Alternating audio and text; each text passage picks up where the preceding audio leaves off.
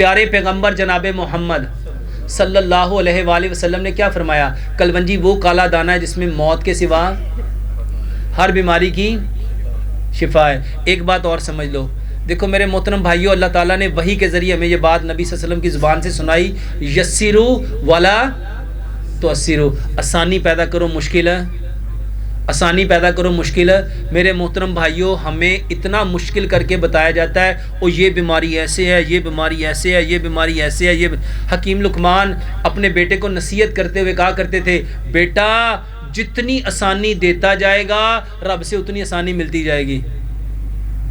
تو ہمیں بھی کیا کرنا چاہیے؟ دین کو آسان کرنا چاہیے۔ آسانی کا کام یہ ہے، کلونجی میتھی دانے کا پانی۔